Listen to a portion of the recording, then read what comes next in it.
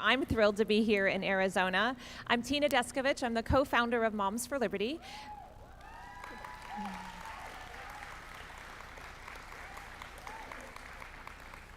We've been traveling to towns around the country and putting on a series of town halls calling them Giving Parents a Voice Town Hall.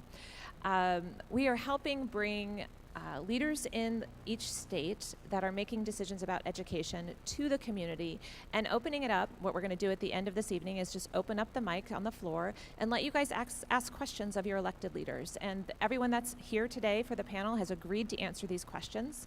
We'll set some ground rules for that so that we can have an open dialogue, but also do it in a way that is civil. But I'm excited to be here tonight. I'm excited to be here with you. I'm thrilled that you all could join us. But I want to take care of some housekeeping here and do some recognitions and some acknowledgments before we get started. The first people I would like to acknowledge is anyone in the room that's currently serving on a school board or is a school board candidate. Can you please stand up?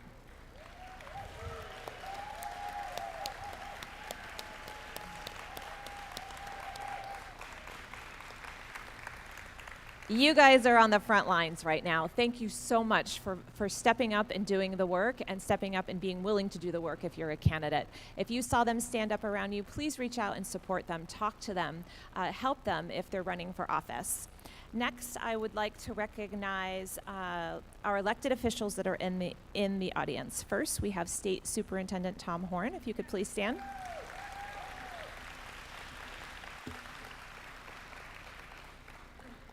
Next, we have State Senator Jake Hoffman. State Senator Justine Wadzak.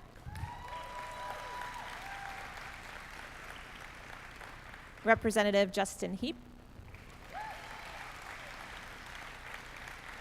Representative Barbara Parker. Also joining us tonight is Maricopa County Attorney Rachel Mitchell.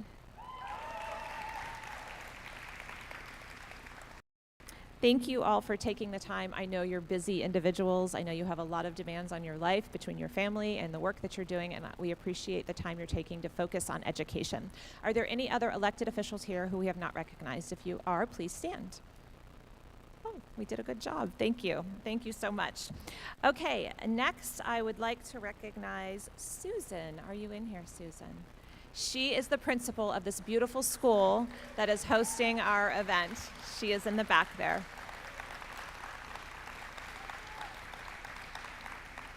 For those that don't know Susan, she has been in this fight a long time. We had a great conversation when we reached out and rented the space. She started a school in her home a very long time ago, and she has been doing this a long time. When we were looking for a venue to hold this tonight, I was Googling places, and when I saw the outside of the school, I immediately saw Monticello, which is one of my favorite places on the planet. And so I knew we had to be here, and I'm thrilled that you allowed us to use this venue tonight. So thank you, Susan. Okay, next up, we have a real treat. We have the Speers family, who is going to open us up with the national anthem. Followed the Speers family, we are going to have Kathy, our brand new chapter chair for the brand new Maricopa Mesa chapter, give us an invocation.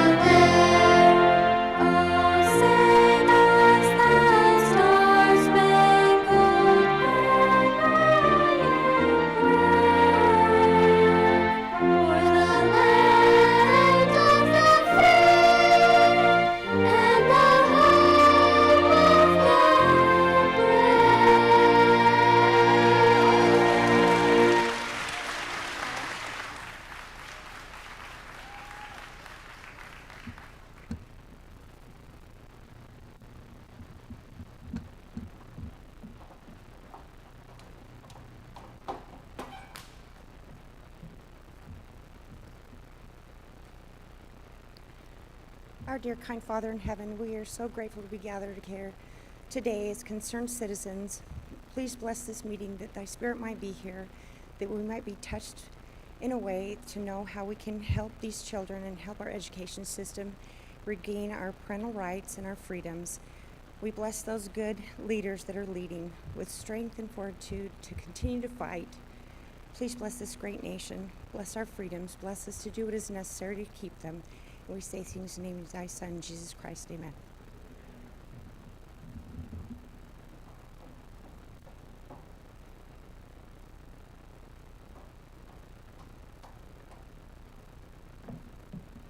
I forgot to announce that directly after that, Lisa Jensen, one of our new chapter members for our newest chapter, is going to give us a Madison Minute.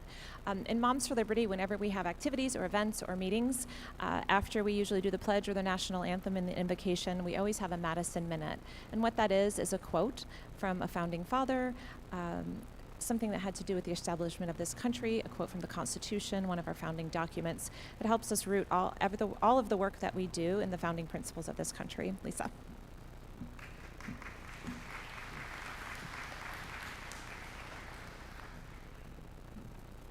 All right, so when I found out I was doing the Madison Minute this morning, I was like, what is the Madison Minute? But I found a quote that I really like, and what's interesting is that I was actually at some training on the U.S. Constitution, so I thought, how appropriate. The quote that I want to share with you today is, "Knowledge will forever govern ignorance. And a people who mean to be their own governors must arm themselves with the power which knowledge gives." And so I am hoping that as we open this new chapter of Moms for Liberty, we will be able to be a powerful group who are able to make a difference in this area. And we would love your support. So please reach out to us if you would like to be a part of our chapter. Thank you.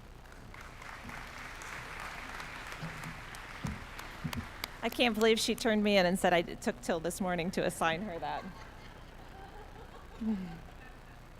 So as many of you know, tonight is actually the biggest kickoff Moms for Liberty has ever had for a chapter. Usually chapters start with 10 or 12 people, maybe in somebody's living room, but a Maricopa Mesa chapter gets to start with the national team coming in and a town hall with all your elected leaders and even your state superintendent. So we really want this chapter to be strong. If you did not fill out a join card and you want to be part of that chapter, we've got stacks of join cards if you want to fill them out. That way they can get in touch with you after tonight and you can be part of the chapter.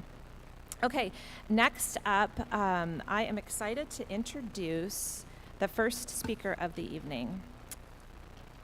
And that is a man that I did not know until I called him a couple weeks ago and asked him to come speak. But boy, am I blown away by his resume. Most of you probably know him because it sounds like he's been serving the state of Arizona for a long time. It says he served 24 years in the state's third largest school district board, 10 years as the president. He has served each branch of government in the state of Arizona, the executive branch, the legislative branch, the judicial branch, and of course as a local school board member. Not only that, he's a classical pianist, which is just remarkable. He is a magna cum laude graduate of Harvard and Harvard Law School, so a very remarkable man, and I would like to turn it over to him, your state superintendent, Tom Horne.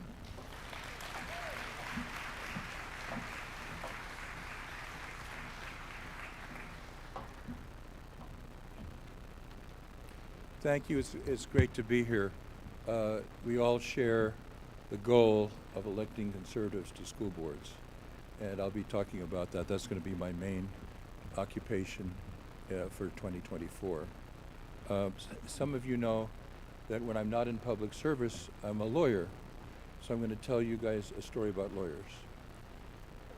A lawyer, a doctor, and an engineer got into an argument about which of those three belong to the oldest profession. So the doctor said, well, God made Eve out of a rib of Adam, and that was the first surgery, so medicine's the oldest profession. The engineer said, yes, but God created the heavens out of the chaos, and that's the great work of engineering, so engineering is the oldest profession. And the lawyer said, well, who do you think created the chaos? As you'll hear a little bit later in my talk, there are some benefits to having a trial lawyer as superintendent, willing to fight the federal government, willing to fight the teachers' unions, and so on.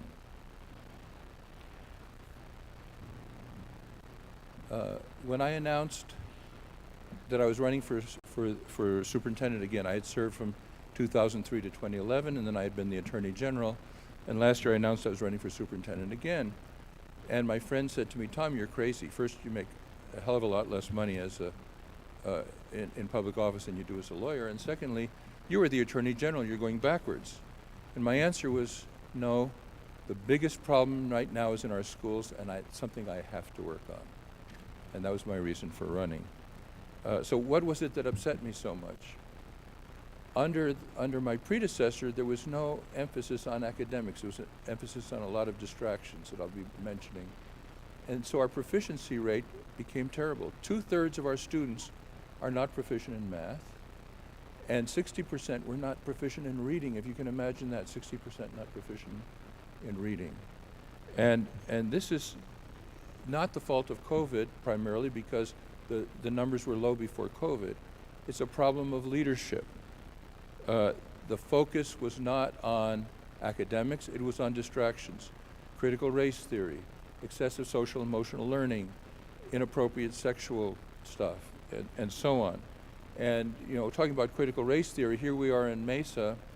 As you know, some of you know, I set up a hotline so parents could communicate with us. And the most interesting email I got was not from a parent, but from a Mesa teacher complaining against their professional development here.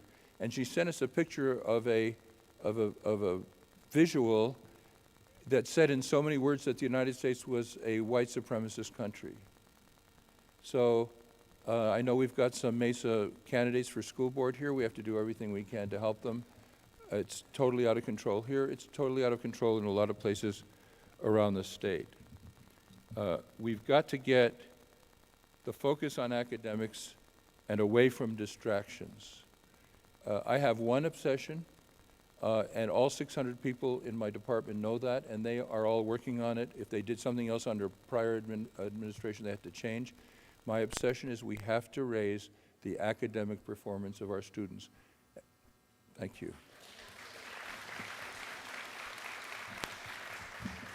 Now, the first time I said this in a speech, my wife said to me, "I thought I was your obsession." So I said, "In that part of my life, you are my obsession. But this is on the academic part of my life." China is #1 in international tests. The United States is number 25, and the future belongs to the educated. So if we don't turn this around as a country, we are going to be the new third world country. We'll be another Ghana. China will be the dominant power, and China will be calling the shots, if you can imagine that, what kind of world that will be. We have got to dedicate ourselves to getting the schools to teach our students the academics bell to bell. No more playing. I mean, my heroes are teachers who love science, teachers who love science, history teachers who love history, and so on. And they've complained to me they want to teach their subjects bell to bell because they love their subjects, but under the prior administration's ideology of social emotional learning, administrators forced them to play what they described to me as dumb games during class time. There was a professor at a Midwest university who did a federally funded study on time on task, and he concluded that the more time students spend learning something, the more they learn of it. And his mother said to him, "You needed a federally funded study to tell you that?" We have to have our kids studying their academics bell to bell. And under the ideology of my predecessor, they weren't doing that, and I ran to put a stop to that and get our slogan is every instructional minute is precious. They've got to be teaching the academics. Many of you saw my signs in the last election. We put up my volunteers and I put up 1,400 signs, and they said three things: my name, stop critical race theory, and empower parents. So let's talk a little bit about ESAs. That was an issue in our campaign. My predecessor was against them, I was for them. I believe that people at all economic levels should have the same abilities and choices for their children that rich people have always had. And the ESAs give them that ability. Now, I get attacked a lot for that, and people say you're hurting the public schools, you're taking money from the public schools. Well, if public schools lose people to a private school, they lose the money, but they also lose the expense of teaching that student. What's important is not the total amount of money, it's the amount of money per pupil, and the amount of money per pupil does not change. And the other thing is, and I'm a public school guy, all my 4 children were public school people, and they did very well. And I believe that ESAs will improve our public schools because competition improves everyone. That's why the United States was prosperous and the Soviet Union was poor, because we have competition where people work hard, we produce a lot, and we're a rich country. In the Soviet Union, they were a government monopoly. And as they used to say in Poland, we pretend to work and they pretend to pay us. And with that philosophy, you don't produce much and you're a poor country. And I'll tell you a story. When I served on the school board, I used to do the negotiating with the teachers. And one year the teachers union said to me, we want you to eliminate the advanced placement courses that weren't filled up because there weren't enough students who qualified. So the classes are too small, it's inefficient, you need to use the money for something else. And I said to them, if you do that, you will lose your best students to the charter schools. And that stopped the discussion, and they never raised it again. Because the fact that we weren't a government monopoly anymore, we had competition, caused us to do our very best to succeed in our academics so the students would stay in our schools. And if a school is afraid of losing a student to a private school, the answer is work harder, produce better academics, and the parents won't want the student to move in that case. I mentioned the advantages of having a trial lawyer as superintendent of schools, and one of the things I was always willing to do is to take on the federal government. So I'll give you a couple of examples. When I took office in 2003, I inherited a system whereby in determining whether students should be English language learners, they were asked 4 questions. I thought it should be just one question, what's the dominant language of the student? But they had 4 questions, one of which was, does anybody in your family speak a different language? So I got a complaint from the Navajos because the kids who spoke only English, was their only subject, would answer, yeah, my grandma speaks Navajo. They would then test them. They would fail the test not because of language, English was their only language, but because of academics. They put them in an English language learner class that was taught in Spanish. You can imagine how the Navajos felt about that. So I changed it to one question, what's the dominant language of the student? So the federal government, the idiots in the federal government came after me, said, you're discriminating against these kids, there are not as many being identified as English language learners. So I said, you know what, if you want to influence what I do, sue me. I'll meet you in the courthouse, I know where it is. And you know what, they didn't. Another example was, we wanted teachers who are teaching English to be able to speak proper English. So we had those who didn't teach something else. So the federal government said, you're discriminating against these poor people because of their accent. And I said the same thing. You want to change what I do, sue me and I'll meet you in the courthouse, and they didn't. But my successor didn't have my feisty personality, and he conceded on all that stuff. So you need a superintendent who's willing to fight. Let's talk about another distraction, inappropriate sexual materials. Our legislature passed a law that said biological boys cannot play in girls' sports, which I believe in very strongly. In fact, I've been emotional about this topic ever since someone named Renee Richards. Anybody remember Renee Richards? Was a male tennis player back around 1970 or so who decided to announce that he was now a woman and he wanted to play against the women. The league wouldn't take him, and some crazy federal judge forced them to take, which I thought was a terrible injustice. We read all the time in the newspaper about girls who work hard on their sports with dreams of making the varsity team or maybe getting a college scholarship or maybe the Olympics, and then all of a sudden they come up against a biological male and they can't compete, and so their dreams are shattered and they're devastated. And why isn't there compassion for them? So I believe very strongly in this. Some radical groups, a New York law firm for lesbians and a New York law firm for for gays in general, brought a lawsuit to declare our statute unconstitutional. And they sued 4 people, and I was one of them. The other 3 conceded, said, we agree with the plaintiffs, let them play. So I was defending it by myself. The legislature has helped out as an intervener, but I'm the only party who stayed in that case. And we're fighting like hell. As the governor of Arkansas said, we're involved in a war between the normal and the crazy. And I'm the only statewide official in this state that is fighting against the crazy.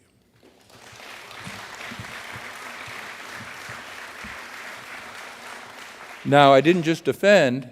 As some of you have seen in the paper, I've sued the governor and the attorney general. That was a fun thing to do. And I sued them over English language learners because the data shows English language learners do best if they're in structured English immersion, not if they're in dual language. When I took office in 2003, there had been an initiative passed in 2000 saying we have to have structured English immersion.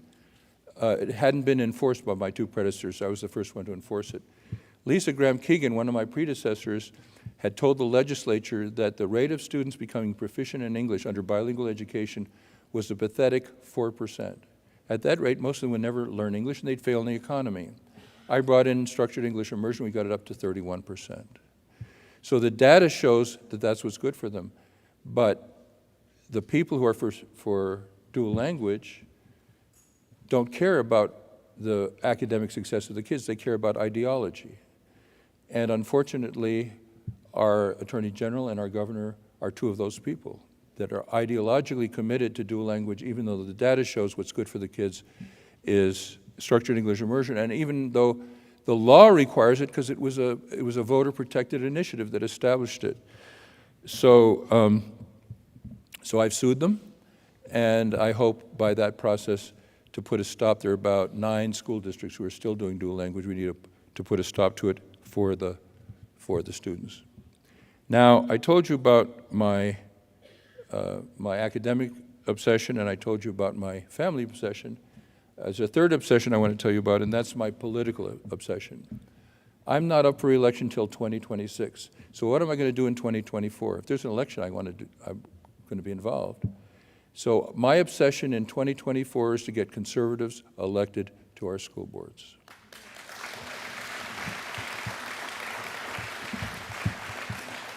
I'm an honorary chairman of an organization raising money for conservatives running for school boards in Arizona, and I wrote and signed the fundraising letter for them. I'm involved with another group doing the same thing. I'm hoping they'll all consolidate together, but I will spare no effort because we have a lot of conservative communities in this state that have extremely left-wing school boards. How did it happen? The teachers union get left-wing teachers to run in the districts not where they teach but where they live. And they spend a lot of money on them. And so we have places, Paradise Valley, Scottsdale, Chandler, Mesa, Gilbert, conservative communities with extreme left-wing school boards. And we got to put a stop to it because this is a local control state and they control a lot. And what's going on is just outrageous. Chandler just eliminated their advanced placement courses. They adopted, believe it or not, equity math.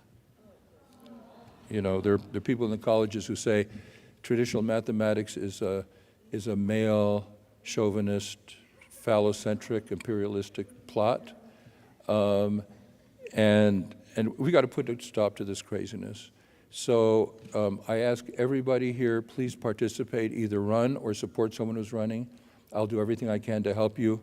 We have got to get conservatives elected to our school boards.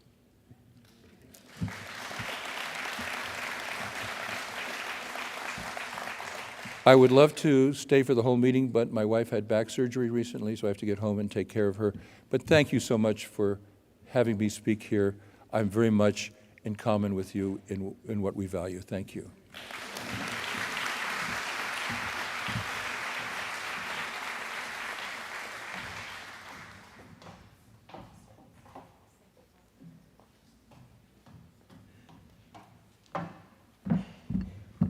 I'm much shorter than he is. What a great state superintendent. I'm so impressed with you, sir. That he's willing to get involved in school board races and put his knowledge, his experience, his name behind just local candidates is remarkable. Our governor in the state of Florida, Governor Ron DeSantis, did the same with a lot of our endorsed candidates last year, and we were able to carry 43 wins out of 65 candidates in the state of Florida. Just another note, Moms for Liberty chapters endorsed 500 school board races last year across the country without a dollar behind any of those races except for in Florida. We won 275 of those seats. So when parents want to take their school boards back, they absolutely can, but you have to get involved. You have to get out and knock doors. You have to be part of the campaign, and you have to work with candidates that you believe in. I have the honor next of introducing my very good friend, Mary Millben. Mary is a story of the American dream and one of the world's most celebrated voices. She's a former White House presidential appointee for George W. Bush. But now she has a professional music career rooted in God and American patriotism. Mary has performed for 4 consecutive presidents, international royalty, and world leaders. She has been featured at the White House. She has been featured in the NFL, the NBA, the MLB, but most importantly, Mary has been featured as our national anthem singer at our last 2 national summits for Moms for Liberty. So she is a good friend of Moms for Liberty. I know, she's an amazing woman. But she's not here to sing tonight. The kids overruled her, and they sang the national anthem. She actually asked to speak to you all tonight, which I was not going to turn down that opportunity, because this is a woman of God who speaks with the power of God. So get ready for a little church, I'm guessing. Well, let's hear it for Tina. I tell you. That's my friend, Mary. I love this gal. She's my dear friend. And I hate bios, so that's why I walked up here, because who cares about all that stuff? But anyhow, I am so proud, I want to say that publicly, of Tina. In their absence, Tiffany and Marie, the other co-founders of Moms for Liberty. I'm so proud of my friend. I have been so blessed to watch Tina and Tiffany and Marie and these incredible moms, now dads, grandparents, guardians, all of them, start this movement, grassroots, in their homes, I believe, if I'm not mistaken, start in their homes with a few friends and blocks, and now here they are, 300 chapters across America, 47 states, over 130,000 moms. I mean, it's amazing. That's America, folks. And so I'm so happy to be here, not singing, amen, and the beautiful children. I love to see children sing the anthem, sing our patriotic music. I know you all appreciate those songs here in Arizona, and so it was a blessing to see the family sing. But Tina, I'm proud of you, and I'm proud of Moms for Liberty, what you're doing across America. The women, the moms, the dads, the grandparents, the guardians, the uncles, the aunts, everybody, as we say in church, everybody and la-di-da-di, everybody is a part of this great movement. You all really are boots on the ground for truth and freedom in America. So I'm so glad to be here, and so great to meet so many of you before. And Tina's right. I'm a preacher's kid, so I equate everything to church and God and country. And I tell you, town halls the town halls that I have been invited to come to, they've always been successful when everybody in the room feels like family, right? Now, Arizona is a very unique state because this is a family state. It's communal. This is real America, not like all the crazy Yankees up in New York and, on the East Coast, but where I live. But I tell you, it's such a communal state. So I just want to do a little something because you have some speakers coming and you'll be sitting for a while. So I thought, why don't we just have a little family moment like church? I'm going to be your glorified pastor right now. You are the lucky congregation. And you know what I love about whenever my father would get up to preach, before he would, because it would always probably be a long service, he'd always do a moment in the service where he would say, I want you to get up. I want you to talk to 3 people that you did not come in the car with, and tell them I'm glad to see you, and I'm glad that you came to the service today. So this is our service today. I want you to get up, stretch your legs a little bit, because it's going to be a little long later. Find 3 people you did not ride in the car with or that you do not know. Tell them that you are glad that they came to the town hall tonight, and together we are going to save America. Okay, 30 seconds. 3 people you do not know that you'd ride in the car with. You're glad they're here. We're going to save America together.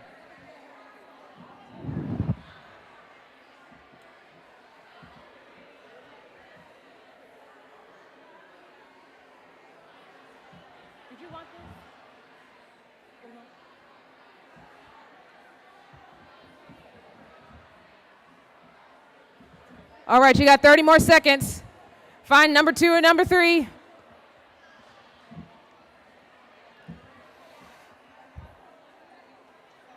Oh, I feel the energy in the room. I love it.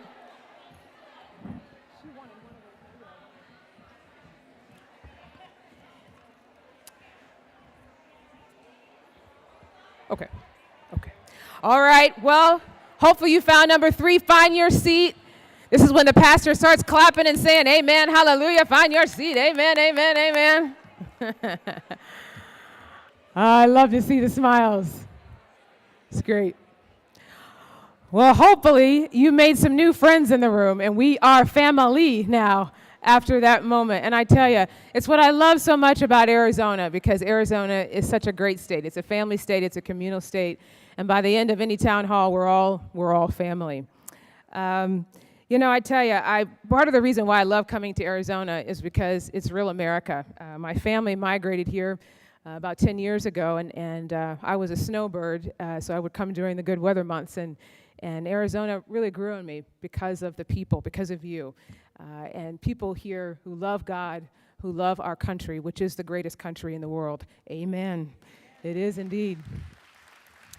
And who really believe in unifying together to save our country.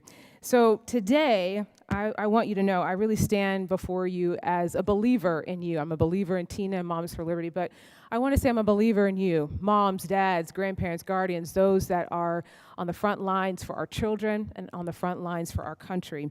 And I'm a believer in the power of families. We are all united in this room together by the love of our children and our grandchildren and our unwavering commitment to their future. We, moms, dads, grandparents, guardians, uncles, aunts, together, we are a force to be reckoned with. That's what we say in the Moms for Liberty camp. We are a force to be reckoned with. We're the most important voice right now. We will be the most important voice and vote in this upcoming election. That's not a secret. That's a truth. And it is. And that's the power that Moms for Liberty, moms, dads, grandparents, guardians have right now as this parental rights movement is certainly underway. In the heart of the Grand Canyon State, we understand the importance of preserving the values that make this nation great. And again, I will say it again. This is a great nation, and America really is the greatest country in the world. I have the great privilege to travel all over this country and sing our national anthem and our patriotic music. And I see the beauty of America and eyes like yours and faces like yours and the families that are gathered. And in America, certainly here in Arizona, we know that freedom is not just a word. It's a way of life. It's our duty to protect and pass on this legacy to generations to follow. As parents and grandparents and guardians and family, we hold within us a very unique power. I loved how earlier when our chapter chairs here spoke about that power, the power to shape the minds and hearts of our children. We are their first teachers, their guiding lights, their unwavering support systems, and our influence in their lives is immeasurable. And what I love about all of our presidential candidates, certainly speaking across the airwaves, is they are reminding us all of that power, that we really do have the power in our vote, and our voices, and certainly in our efforts and our work every day on behalf of our children. But with power comes great responsibility. We must empower ourselves with knowledge. I believe that's why all of you all are in this room tonight. Stand together in unity and be fearless advocates for our children's education and their future. Our mission is to ensure that our children have access to the best education, free from bias and indoctrination. In a world where conformity sometimes seems easier than standing up for what's right, we are the torchbearers of truth. I want to say that again. We are the torchbearers. You say it. I am a torchbearer of truth. Say it. I am a torchbearer of truth. Yes. And we need truth. We need truth elevated right now in this time in our country. We prioritize correctness over conformity. We believe that by encouraging open debate, embracing non-conventional ideas, and being skeptical of everything, which is a good thing, we can navigate the complexities of our time. We are not bound by conventional limits. We can make practically anything happen if we want to, as moms and dads, parents, guardians, and grandparents. Parents, unconventional thinkers, often clear up complexities and avoid common traps in the mainstream thinking. Our commitment to our children's education knows no bounds. And so today, I really want to challenge all of you, every single person in this room, no matter if you're a mom or dad or grandparent, guardian, uncle, aunt, whomever you are, I want to challenge you to embrace this power, the power that we all have truly to save our country and truly to be the voice for our children. Embrace this power. Stand up for what is right. Speak truth. Be that torchbearer of truth. And be relentless in your pursuit of a brighter future for our children and grandchildren. We, all of us, can be the change that we want to really see in the world. Every mom, dad, grandparent, guardian in this room has a voice that can be a megaphone for truth. And there's no prerequisite to join this parental rights movement. That's what I love about what Tina and Moms for Liberty has assembled, that it doesn't matter who you are. You don't have to have held elected office. It doesn't matter what your resume says. It's okay if this is your first time speaking in public, and it's okay if you've never voted, although you're going to vote in this election, I'll tell you that. But there's no, yeah, absolutely. But there's no prerequisite. The only prerequisite to be a part of the parental rights movement, and certainly to be a part of Moms for Liberty, if I can speak for Tina, is you have to believe that what is most important is truth over false. What's most important is right over wrong. And you have to most of all believe that we are one nation under God, indivisible, with liberty and justice for all. That's the prerequisites in this parental rights movement. That's what I have heard and seen all over this country. It doesn't matter about all those other things. All we need, every single person in this room, I know, believes in truth over false, believes in right over wrong, and believes that we are one nation under God, indivisible, with liberty and justice for all. So I hope that before you leave tonight that you say yes, that you join the parental rights movement, even furthermore, that you join Moms for Liberty and be a part of this. Our country, our kids, our future truly depends on your yes. Thanks for letting me come and speak with you tonight. God bless you. God bless the state of Arizona, and may God bless the United States of America. God bless you all.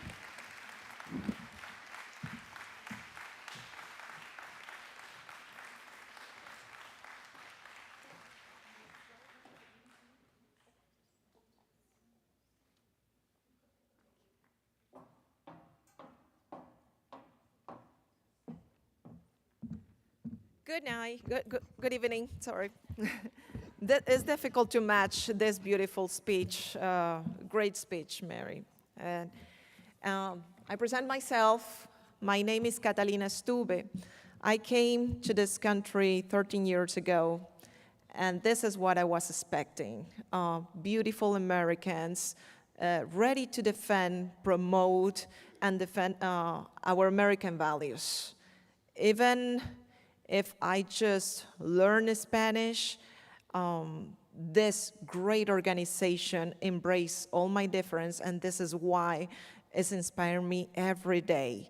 Thank you, Tina. Thank you also, Tiffany Chisno here, to allow me to be myself and to join this army of God, defending parental rights, defending the innocence and integrity of our children.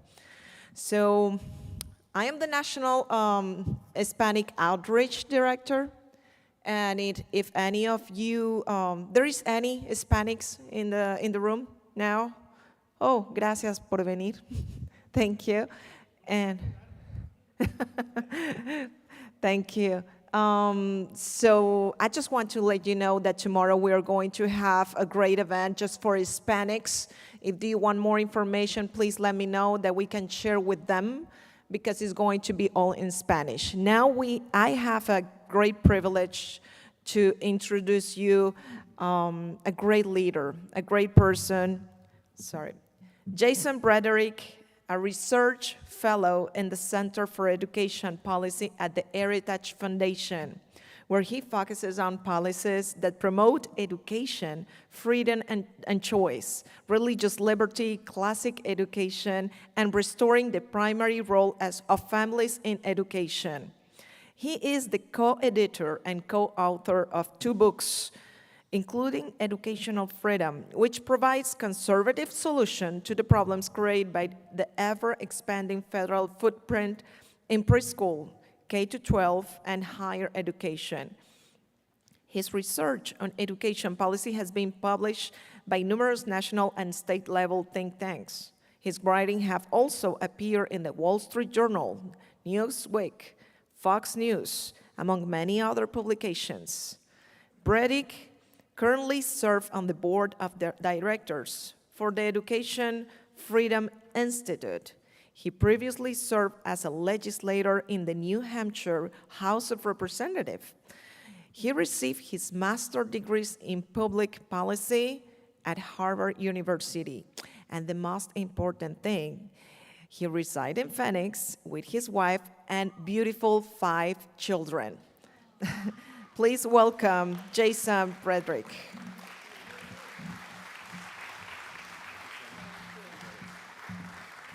All right. Good evening, fellow anti-government extremists. Did anybody see the Arizona Republic article today? No, of course you didn't, but I did. I looked it up, and of course, you know, as is custom these days, it has to start with, you know, oh, the Southern Poverty Law Center says a bunch of hateful, wacky, crazy extremists, so on and so forth. And so I'm supposed to talk to you tonight about school boards and school choice, but I'm going to go off script a little bit first, and I want to address the press. So, ladies, feel free to talk amongst yourselves. I'll give you a topic. Gender-affirming care is neither affirming nor care. So discuss. I know, to the press, I know what you're thinking. You're wondering, what is this rabbi doing speaking to a group of Nazis? And so, first of all, I'm not a rabbi. I'm just a Jew with a beard and a funny hat.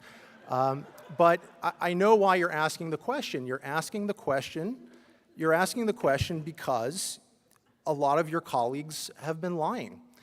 Lying about Moms for Liberty, lying about the wonderful group of patriotic, joyful warriors in this room. And it really upsets me. But I know what you're saying. Well, wait, they're book banners, right? They're book banners, just like the Nazis. Ladies, ban any good books lately? What's your success rate on book banning? 0%, right? Okay, all the books that get us upset, whether it's Lawn Boy or Genderqueer or what have you, you can get every single one of those on Amazon. You can get any single one of those at Barnes & Noble, at your local public library. That's not what we're talking about here. We're talking about curation, age-appropriate curation in public school libraries for children. Now, if something is not in one of those libraries, that means it's banned, then 99.99% of all books that have ever been published are banned, okay? We are not talking about Romeo and Juliet, right? Everybody agrees Romeo and Juliet belongs in the school. Everybody agrees Hustler does not. And then we can have a reasonable debate about where to draw the line. Tiffany Justice said, we're not looking to ban any books. Our moms are saying, write the book, publish the book, print the book, sell the book wherever you'd like to sell it, but don't put it in a public school library if it has explicit sexual content in it. I mean, real, wacky, extremist stuff. But you're saying, well, but wait a second, but they quoted Hitler, right? There was one chapter in Indiana, and they had a publication, and they quoted Hitler. You in the press should know that quoting is not the same thing as endorsing, right? You quote Donald Trump all the time. If you quote Donald Trump, does that make you a Republican? No. If I quote Joe Biden, does that make me senile? No. So, and what was the quote? What was the quote? The Hitler quote was, "He alone who owns the youth gains the future." And they said, well, it seemed like they were endorsing this idea. Really? What's that quote over there? The motto of this group is, we don't co-parent with the government. That is like the exact opposite of the Hitler quote. It was very clear to anybody with half a brain that what they were doing was giving an example of something that they opposed. Now, the national leadership of Moms for Liberty did put out an apology saying parents are passionate about protecting future generations from tyranny, but Hitler did not need to be quoted to make that point. Granted, we could use with a lot less Holocaust imagery and comparisons these days on all sides, and so it's a point well taken. But I want to make one last point to the media about this, okay? Because sometimes they're called Nazis because they oppose CRT, right? Both, and now this is really going to blow the minds of the press, both Moms for Liberty and the proponents of CRT are the opposite of the Nazis, but in very different and fundamentally important ways, okay? So what was the Nazi view on race? The Nazis believe that race is one of the most important characteristics that defines your identity, that race is something real. In their view, it's biological, it's immutable, it's not just some social construct like gender. And the Nazis said there are good races and there are bad races, okay? The good race is namely the white race, the bad races, namely everybody else. And so the Nazis taught people to hate blacks and gypsies and especially Jews. Now, the proponents of CRT, they try to be the opposite of the Nazis, but really they end up being the flip side of the coin, because they also say that race is one of the most important things that defines your identity. And while they don't exactly claim that there are good races or bad races, they too often divide us into categories, oppressor versus oppressed, based solely on our skin color. And so, all too often, CRT teaches people to have ill will towards certain groups, including whites, Asians, and especially Jews. Meanwhile, Moms for Liberty takes a very different approach. They hold that all men and women are created equal because they are created in God's image. And they believe that people should be judged not by the color of their skin, but by the content of their character. Again, real radical extremist stuff. And so that answers the question. That's why I'm proud to speak to Moms for Liberty. Okay, is my time up? Do I have time to actually get into... So what I actually wanted to talk to you about tonight, though, is this question of school boards and school choice, right? Do we put our efforts into going and taking over the school boards? There's all sorts of crazy stuff going on in the schools. We got to take back the school boards. Or do we say, you know what? The government school system, it's too far gone. Let's just abandon it. Let's go build our own private schools, micro schools, homeschool communities that reflect our values, right? And so there's this tension there. And my answer to this question, school boards or school choice, is a resounding, unequivocal yes. No. So, like the great philosopher Yogi Berra said, when you come to the fork in the road, take it. Now, to those who say the district schools are too far gone, we can't abandon them. Even here in Arizona, which has the most robust school choice environment in the entire country, right? About 20% of kids are in charter schools, 7 or 8% of kids are in private schools or homeschooling. You still have, about 7 out of 10 kids are in the public school system. We cannot abandon those children. We owe it to them to fight for them. And frankly, the future of our country is at stake. We can't surrender another generation of children to the radical ideology that is infecting our government school system. But the other side says, you know what? We need to just go all in on the school boards, and school choice is a distraction.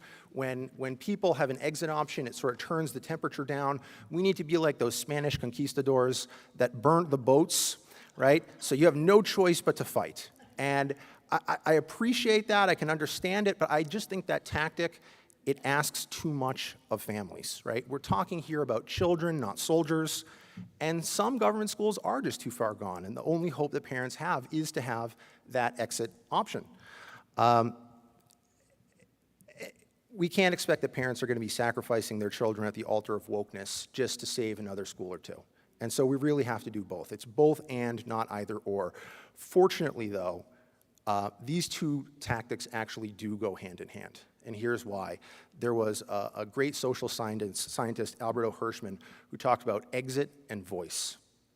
And at first, he actually thought that these were sort of opposite strategies, and then he realized later on in life that they went together, right? If you have if you had a restaurant, you have two options. If the restaurant starts to decline in quality, you can either speak to the manager and tell them that something's going wrong, or you can leave and go somewhere else.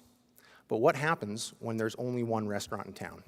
When they have a captive audience, when they know you have no other choices, you have nowhere else to go, you don't have the same sort of leverage that you have if the people that you're speaking to at the school board know that if you're not happy, you can go somewhere else, take your child and their money with them.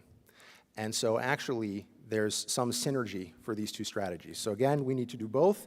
I'll wrap up because I see them. We're running a little late. Taking back control of school boards and pushing for school choice, fine. There is no more effective organization in the country today fighting to take back our schools and to advance and defend education freedom than Moms for Liberty. So I'm incredibly grateful for all the work that you do, for inviting me here to speak. May God bless you, and may God bless the work of your hands. Have a good night. Thank you.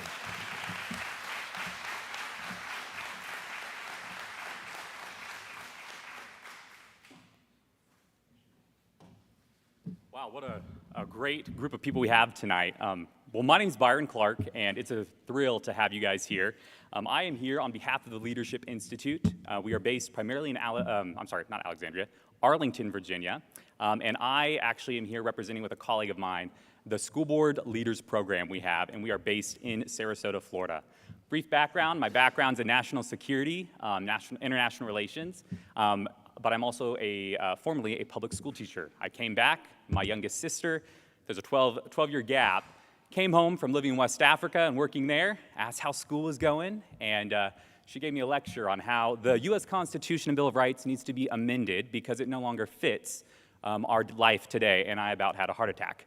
My mom is Department of Defense, and so I was like, what in the world is going on? So did a 180, came back to my home state, did a transition to teach program because I already had a bachelor's, got my master's in education, and spent the last 4 years teaching.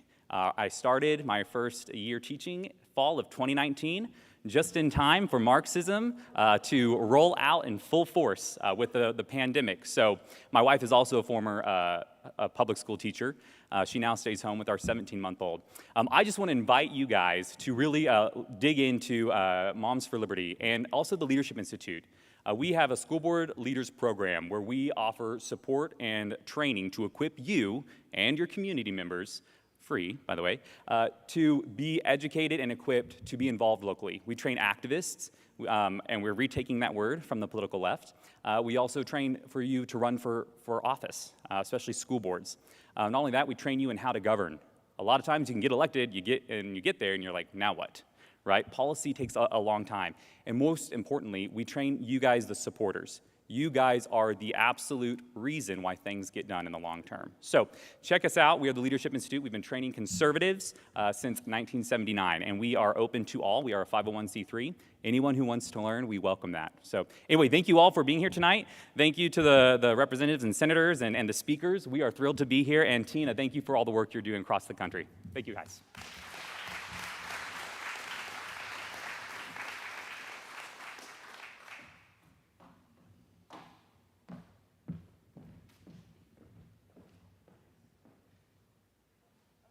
Our panel, is this on? Do I need to turn it on? Is it on? Oh, it's on. Thank you. If our panel, our two representatives and two state senators could come up and take a seat and join us. We are now going to get into the meat of this discussion. I'm going to give each of you about 3 minutes to kind of introduce yourself and say a few words. Then we'll kick it off with a question or two, and then we're going to open it up to you all to ask questions and have a discussion on education.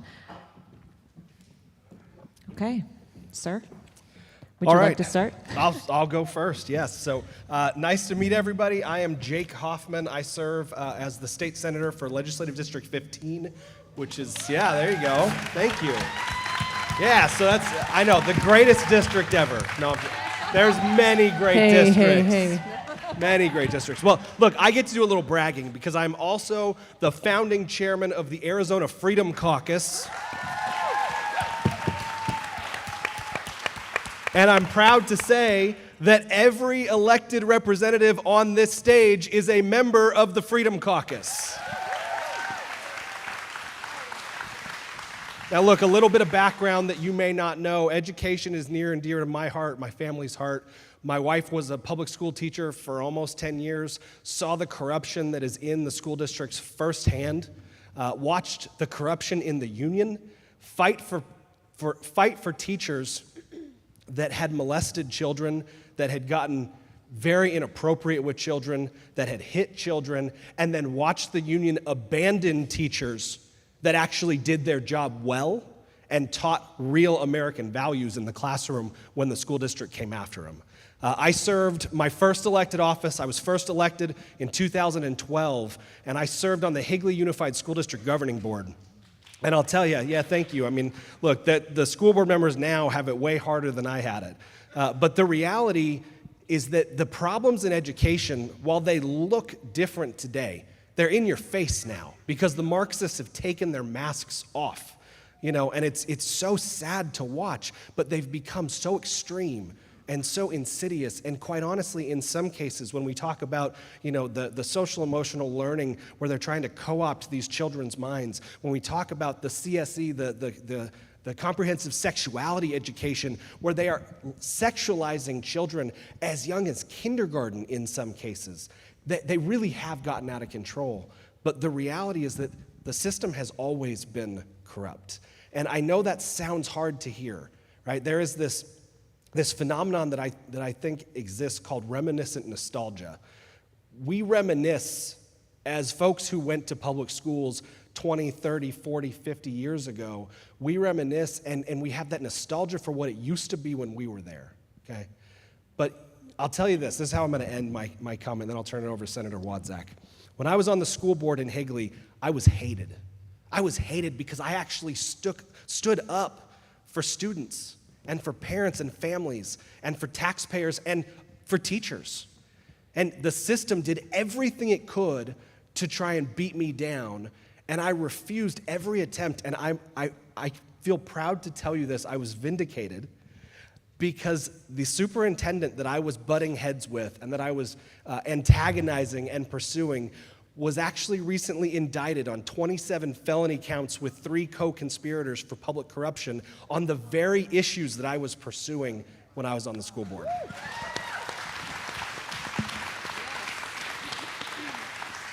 Senator, you want to take a few minutes to introduce yourself? I don't know if I can go after that. That's pretty amazing.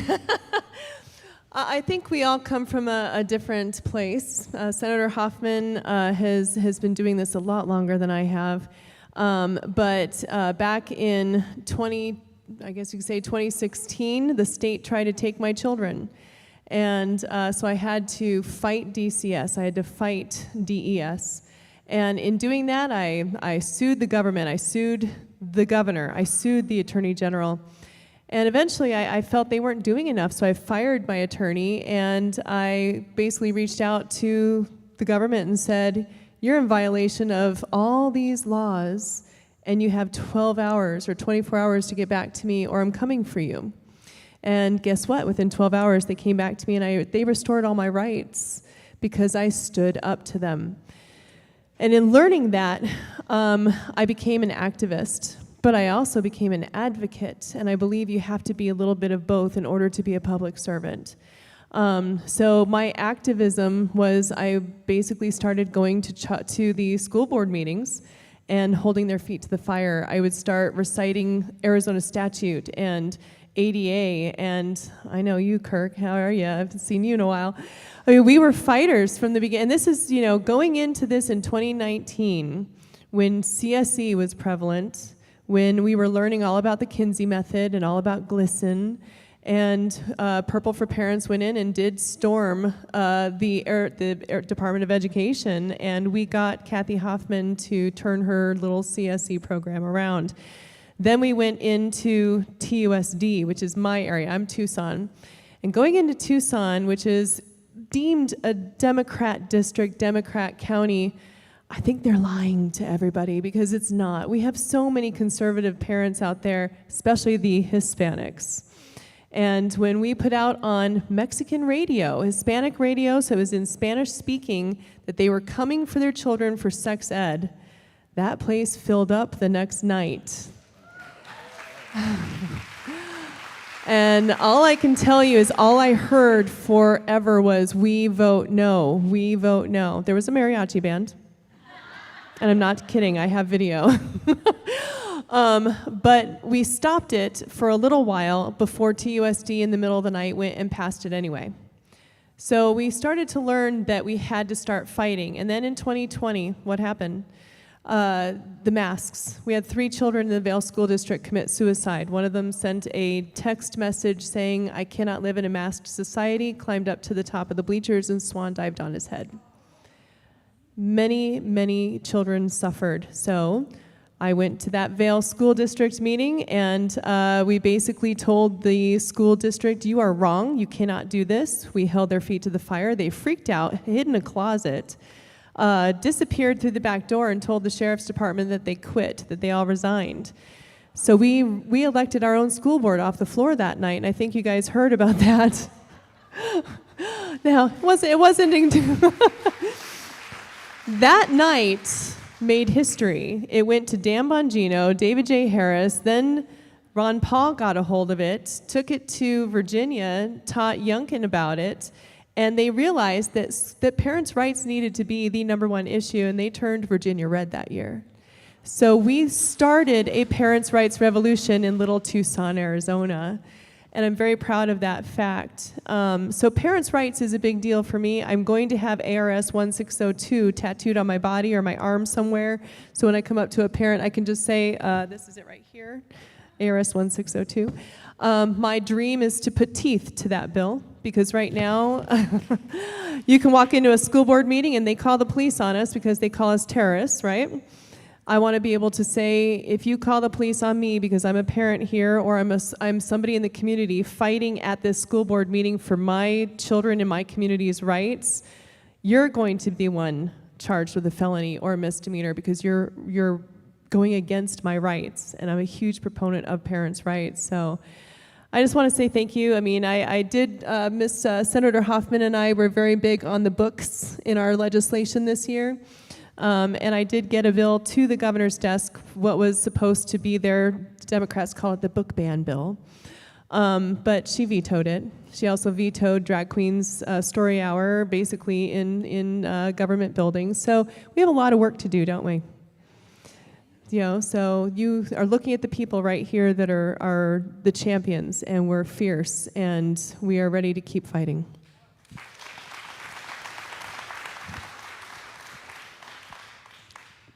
Thank you. I am Representative Justin Heap, representing LD10. You are in LD10 right now. So welcome to the district. We're very glad to have all of you here. Education's always been an important thing to me. I got a bachelor's degree in college, went on and got a master's degree, and I had actually planned to become a teacher. And then through a series of terrible life choices, I went to law school instead. And then all these years later, through an even worse series of decisions, I decided to run for the legislature. So I find myself in the awkward position of being a lawyer who dislikes lawyers and a politician who hates politicians. But here we are. That's the America that has compelled a lot of us to get involved. There's a saying in politics, obviously it's a military analogy, but it says, if you're taking flak, it means you're over the target. And here's the reality. The reason why events like this need to be disparaged in the media, why liberal voices, teachers' unions, school districts need to castigate events like this and label us dangerous, extremist, radical, and to try to diminish the message is because we're over the target. Because they know that education, wanting a good education for our children, is something that unites all Americans. Black, white, Hispanic, Asian, Democrats, Republicans, independents, everybody wants good schools and wants their kids to get a good education. And people care. And whenever across the country we see a fight between the school districts and the parents win. So the reality is we have a tremendous amount of power, and that's why we get so much flack. Because the reality is that this message has the power to transform whole states. As Representative Wadsack said, the last time this became a major national issue was the election in Virginia. And Virginia was on the verge of becoming a permanent blue state. And then the issue of parents' rights came up. And the Democratic governor doubled down and stood with the teachers' unions and with the school districts. And in one election, that state swung 21 points red. Okay? This is the most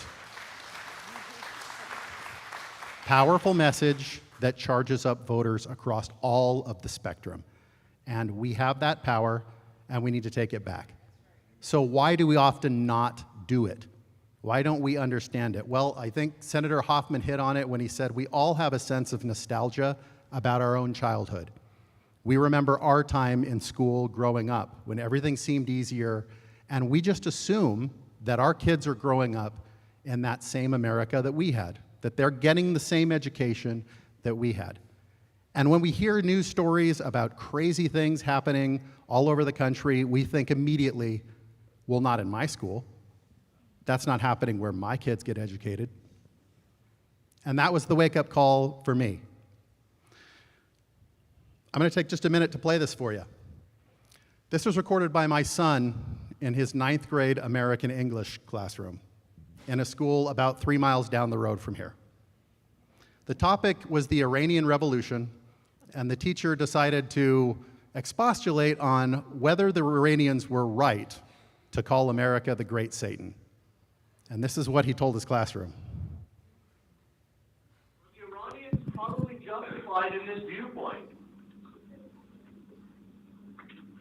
Our conduct in the Vietnam War, did it earn us any favors? Does anybody, we've literally melted children with Agent Orange. We put bullets in their heads. We killed screaming mothers and old men and buried them in ditches. Are the Iranians probably, in 1979, probably fairly justified in this viewpoint in the United States?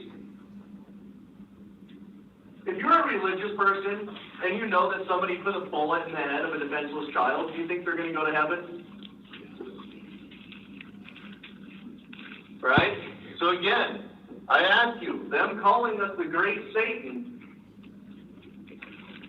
pretty easy to see why they have the opinion of us that they do. That we forcibly dominated their country for decades with people they did not want. We conducted ourselves in a horrible manner in the Vietnam War. There's no real question about it. Why the Iranians would, from the founding of their country, just vehemently hate the United States. It makes sense. We did bad things to them, and we did a lot of bad things around the world in the same time period. There's no mistake.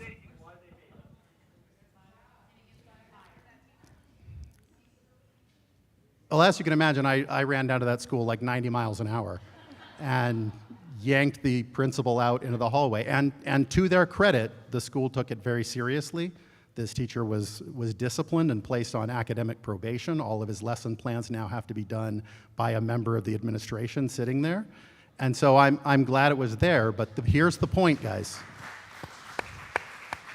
This is not happening in crazy schools somewhere in San Francisco. It's in your school, and yours. These are our kids. They are not the products of the state, okay? If the school districts want to co-parent my children, then I'm gonna need them to pick up some of my household bills. They do not have the right to do what they are doing, and they are raising a generation to believe that there is nothing of value in the United States, that there is nothing to be proud of. This will lead to the downfall of our civilization if we do not take this seriously. And the power is right here, it's in this room. We can change this if we unite. And we can bring parents from every political spectrum, every walk of life, every race, creed, together behind this message, because everybody cares about our schools. So let's save them. Well, as we say in politics, to that point, which is a common phrase. To that point, my activism in politics began in 1978 and 79 as a survivor of the Iranian Revolution. When they captured the American embassy, I was there and I survived it. And I would love to go into this history class and explain a very different story of someone who was an eyewitness to it. My background is in cardiovascular and intensive care nursing and psychology, and I've raised 4 teenagers, so I'm well equipped to be at the legislature. And I happen to also be a part-time adjunct professor of religion at ASU. So we do have some religion being taught there, I just want you to know, very few. But it's an honor, Tina, to be here. I can't tell you how honored I am to be here because my committees at the Capitol are in healthcare, water, and the very powerful Appropriations Committee.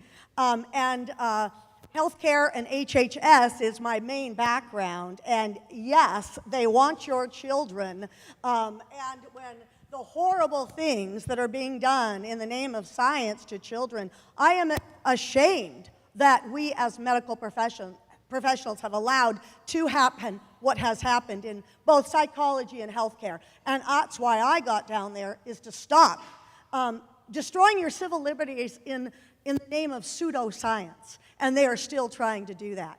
But I was you 30 years ago. I was that parent advocate who was at every school board meeting. I was on the committees. I know I hardly look 30. I know what you're saying. But 30 years ago, I was fighting this fight. And there was nothing like this kind of support. Never. I was a heretic, okay? I was reading every book that my children read, and when it was garbage, and there was some garbage that snuck in then and started, I opted my kids out of those books. I yanked them and went to the library and read with them. My children were so embarrassed and hated that. But I was going to be, not going to let them read trash that was assigned to them. And so I was a heretic, and my children hated that. Well, I know that you may not be aware, but my daughter, my oldest child, Jacqueline Parker, Representative Jacqueline Parker, thank you, please, she is the much more important Representative Parker. I know I raised her right, because she turned 18 halfway through the last semester of her senior year. One of her last classes was her AP Civics, AP Government required course. Well, it was about March, her birthday, and halfway through, and sure enough, she had had enough of that professor teaching their Marxism in a government civics class and their heretical Marxism, and she went up to the professor, this was unbeknownst to me, and said to the professor, "I am signing myself out of this class." And the teacher said, "You cannot do that." And she said, "Oh, yes, I can. I know the law, I know my rights, and I have a 4.5 GPA, I'm ranked number 3, I have a full ride academic scholarship to any university in the nation, and I don't need your class. And do you have any idea who my mother is?" Okay? Well, that's all she had to say. And he goes, "Here's your slip to audit and get out of the class, Jacqueline." Okay, you're done. I want to tell you that I feel like I'm so honored to be here. I'm not on the education committee, but like I said, this is a fight I feel like I've been fighting my whole life with my children and the schools. And it started many years ago. God bless the Mommy Lobby. God bless the grassroots brownies. You're making changes that we have not been able to make in government, and we need you.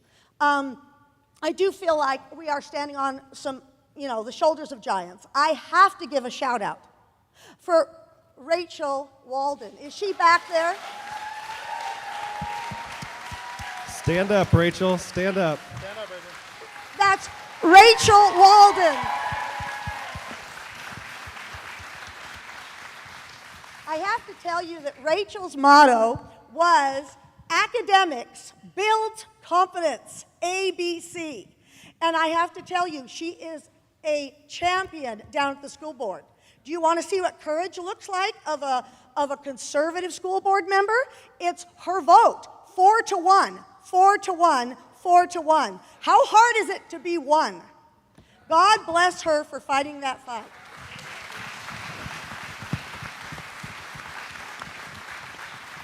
I have to give a shout out. Like I said, I feel like I'm standing on the shoulders of giants who have been fighting this fight. And that's another, Rachel. If you see Rachel on your ballot, vote for them. Rachel, vote for them. Rachel Walden, and we have Rachel Mitchell, the Maricopa County Attorney. And you know what the end goal of the indoctrination and the sexualization and the pedophilia and the grooming of our children is? It is because these criminals seek out education and children. And we have a prosecutor who is fighting that and prosecuting those and stopping the grooming. And I have to tell you, she is a fighter. She has been listening to the concerns of parents. She's been on the fight for 30 years, protecting women and protecting children from sex crimes. As a county attorney, I think she's done an incredible job. She's going after the fentanyl traffickers that are after your children. She's locking up the dangerous people who commit these crimes in our neighborhood. And like I said, she is here to enforce the law, and that is the end result. They do want your children, and we need her fighting to put them away and stop it. So thank you, Maricopa County, Rachel Mitchell. And then one other legislator who should not ever be forgotten, if you value parent rights, let's build a monument to Senator Chuck Gray. Do you know that our Parental Bill of Rights is in Article 1 in our Arizona Revised Statute? Now, do you understand when we put something under a certain article, Article 1 is the general article? That means it is the umbrella. It encompasses every city, county, town, every bit. Our Parental Bill of Rights is Article 1. That means, parents, you have a 100% control over everything to do with your children. Chuck Ray wrote the language, and a dear colleague of mine, he did it in 2010. Let me tell you the process. It took him 3 years in 2 houses, and it passed finally after 3 years of work. And you know, all of us that have worked hard on bills, it takes some time. It took 3 years. He got it passed in 2010 with 1 vote margin. And God bless him for doing it. And if you have not pulled it up, Article 1, 602, read it, and I have it. It gives you every power and every right. Don't let anybody tell you you don't. I Get recently... it tattooed on your body. What? Yeah. God bless him. I'm going to. We are fighting that fight today, and I asked him, I said, what was your inspiration? How were you so visionary? He said, I saw what was happening in California years before. I knew this was coming our way. He said, I knew that today you would be fighting this today. He said, I felt inspired by God to put that in stone in 2010. That's 24 years ago, the day of nostalgia. Thank you. Thank you guys so much. I've learned so much about all of you. What a fantastic panel we have up here tonight. In Florida also, we have passed a Parental Bill of Rights, and it took 3 years. I worked to support it when I was on the school board, watched it fail, watched it die on the Senate floor. It's devastating to see that happen. So God bless that man. 2010. That's amazing for having that vision that early on. Moms for Liberty chapters are working across the country now to get a Parental Bill of Rights in every state. You guys are very blessed to have that in your Article 1, and that is remarkable. So good progress, you guys, good progress. I'm just going to ask one question, and then we're going to turn it over to the public and open up there. Looking at the stats, Superintendent Horne touched on this, but the state of education in Arizona is not much better than it is nationally, honestly. 4th graders in the state of Arizona, 31% are reading on grade level.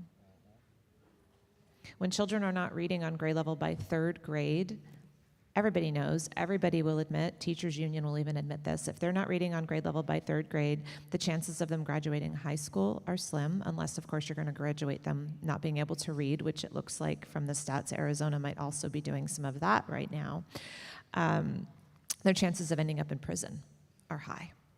So your 4th graders, 31% are reading on grade level, and 32% can do math on grade level. In comparison, just so you know, with the United States right now, 2/3 of American 4th graders are not reading on grade level, but we have the lowest reading scores in the United States since the 1980s, and we have the lowest math scores ever.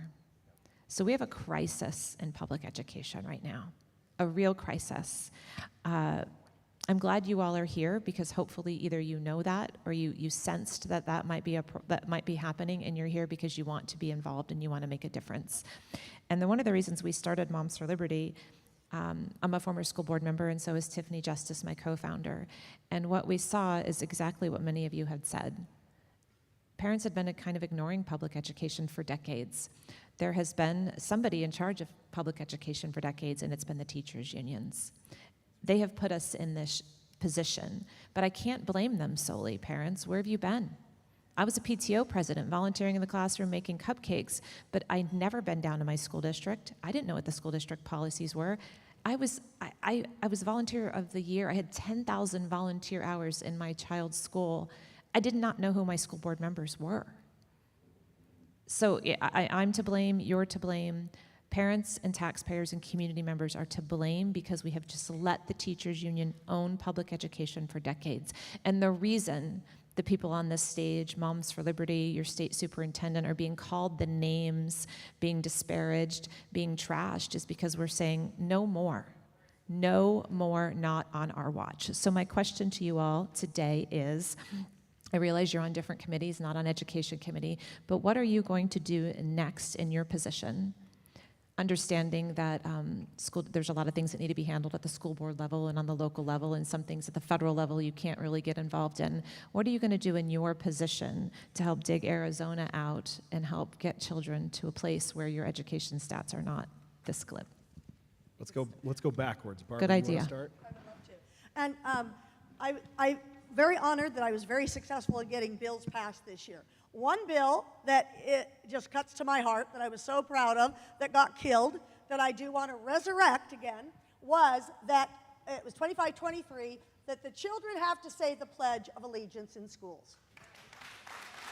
Am I asking for anything terrible? It flew through the committees, and it was killed and held. I'm happy to be honest with you. It was killed and held by the chair of education, who's on my side of the aisle, who killed it and held it. And because the attitude was that we were mandating something, we're forcing.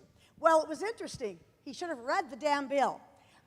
Because I wrote it that it was a parents' rights bill. In fact, it gave you all the right to opt out, opt in. It was in fact, I had a California person come after me and with my bill in the press and say, I know what you're trying to do.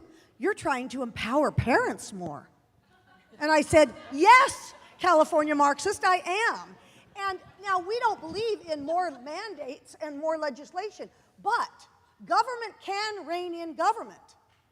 The schools are a subsection of us. So we can tell the schools, yes, you will put a flag in your classroom, you will say the Pledge of Allegiance. So I'd like to resurrect that one.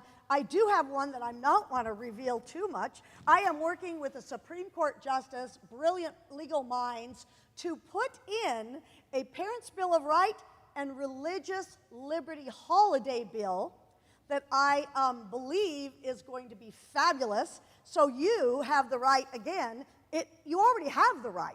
You already have the right to dictate the moral and religious upbringing of your children in every way. This is a bill that's going to strengthen that, strengthen religion, strengthen rights, and I'm very excited. It's going to be quite the fight to get that one through because it is very much religious freedom bill. So, thank you. You bet.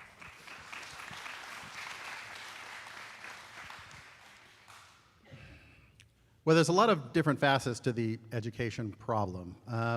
I'm a strong believer in the idea that the solution to most of the problems we have in our school is just greater transparency. Sunlight is the best disinfectant. The reality is that if parents know what is going on in their children's classrooms, the school districts will not dare to push the things that they are pushing through onto our kids. They do it because they're confident that it will not come back to them.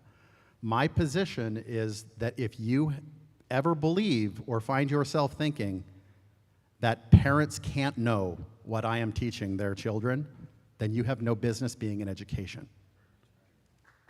So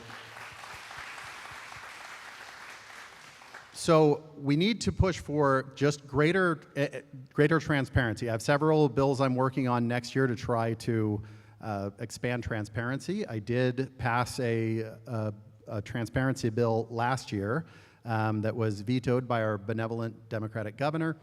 And that dealt specifically with teacher training. Because I think a lot of the issues we have in school is that parents, we often only see the end product. We do have fairly robust laws that allow parents to view the curriculum that their kids. They can see the books that they're reading. What they don't know is what's happening in the classroom and how the teachers are being trained to address the issues. So the bill I passed last year dealt with teacher training. And it was a straightforward transparency bill that said if a school district is going to mandate training for teachers, then on request of the parents, they have to make the training materials available for parents to see. The reason that I did that was that this was sent to me by our wonderful Rachel Walden back there. This is from 2020 and 2021. This is Mesa Public Schools. That's the district you're in right now. This is the largest school district in the state. We have almost 80,000 Arizona students. And in 2020, they passed a training guideline for their teachers that required their teachers to take the following training courses. And it was tied to their teacher salary. So in order to get their full performance pay, they had to take these following training modules. Let me go ahead and read you these training modules. Intersectionality, microaggressions,